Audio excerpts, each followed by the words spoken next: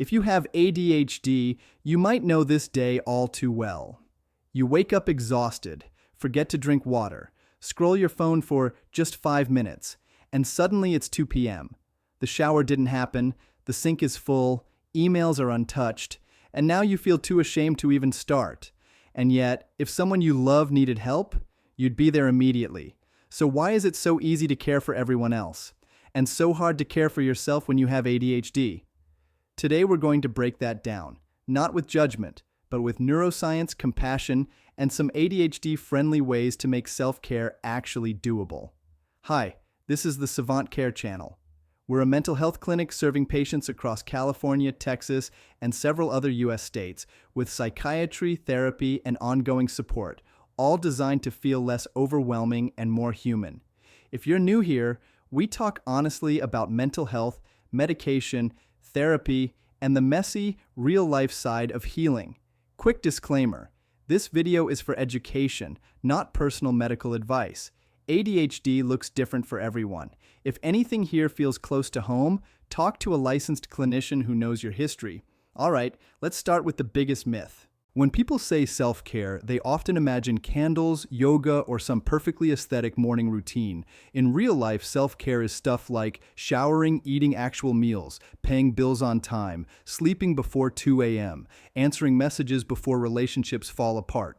All of these are powered by a part of your brain called executive function, the system that helps you plan, prioritize, start tasks, and follow through. In ADHD, those executive functions are impaired. So the planning of self-care, the starting of self-care, the finishing of self-care, all of that is harder. Not impossible, but harder. Add in things like time management problems, emotional impulsivity, and forgetfulness, and suddenly basic self-care becomes a daily boss battle instead of a simple routine. You're not broken. Your brain just doesn't run on the default settings that most self-care advice assumes. Here's the first big reason self-care feels impossible with ADHD. The world sees take a shower as one task. Your ADHD brain sees it as 15 tiny steps. Find a clean towel. Pick clothes. Is there soap? Ugh, the bathroom's messy. Now you're cleaning the bathroom instead of showering. Now you're scrolling because you're overwhelmed. That sense of, I know what to do, but I can't get myself to start, is often called ADHD paralysis. It's not laziness. It's your brain freezing under too many steps and too much pressure. Self-care becomes this giant mental maze, and by the time you've thought through it all, you're exhausted and still unshowered. Next, time blindness. ADHD brains often struggle to feel time passing. There's basically only now and not now. So drinking water, eating lunch, taking meds, going to bed, all of that gets pushed into later. You tell yourself, I'll shower after this one email. I'll eat after this one video. I'll sleep after this one more level. Then it's midnight. You're wired and hungry, and self-care feels like a guilt-soaked chore instead of something nurturing. This isn't a character flaw. It's part of how ADHD affects time perception and task prioritization. For many adults with ADHD, self-care isn't just hard, it's loaded with shame. You've maybe heard versions of, other people can do it, why can't you? How hard is it to just shower? Why are you such a mess? Over time, you start to internalize that.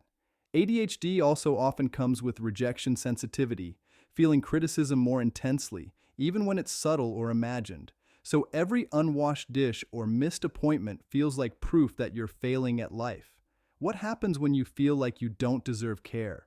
You abandon your own needs first. You show up at work. You show up for friends. But for yourself, you push it off until your body or brain forces a crash. Here's a piece most self-care videos miss. When you live with ADHD, your nervous system is often constantly juggling overstimulation, stress, and sensory overload. That chronic pressure can leave you with almost zero capacity for extra tasks, even if those tasks are good for you. Some researchers and clinicians talk about physiological blocks, when your system is so fried that you cannot access the energy for caring behaviors, even if you want to. You're not choosing to ignore yourself. Your brain is in survival mode. In that state, advice like just build a routine or just use a habit tracker can feel insulting. You don't need more apps. You need less shame and more realistic expectations. So if you have ADHD, What does realistic self-care look like? Let's ditch the perfect morning routine and talk about something more doable. 1. Aim for minimum viable self-care. Instead of trying to overhaul your life, start with a tiny, non-negotiable baseline.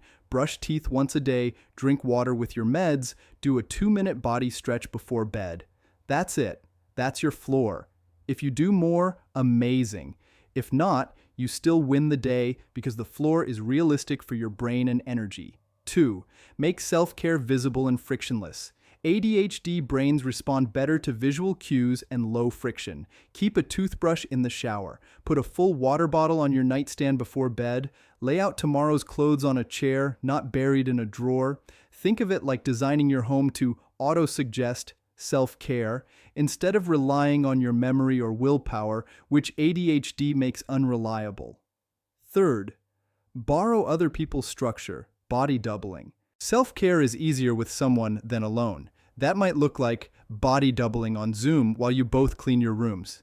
Texting a friend, "I'm going to shower now, check on me in 10." Using co-working streams or ADHD study watch body double videos in the background. Your brain often turns on when someone else is in it with you, even virtually. 4. Lean into interest, not guilt. ADHD is interest-based, not importance-based. If you hate jogging but love music, dance for 5 minutes in your kitchen. If you hate cooking but like gadgets, use an air fryer to make the same 3 easy meals. You're not cheating by making self-care more fun. You're working with your ADHD brain instead of against it. Finally, you shouldn't have to figure this out alone. A therapist or psychiatrist who understands ADHD can help you. Untangle what's ADHD and what might be anxiety, depression, or trauma layered on top. Build self-care plans that fit your life and sensory needs. Decide if medication might help your executive function, so basic care doesn't feel like climbing a mountain. At Savant Care, we pair psychiatric care and therapy with ongoing support, including journal feedback, so you're not just left alone between appointments trying to be more disciplined with no help.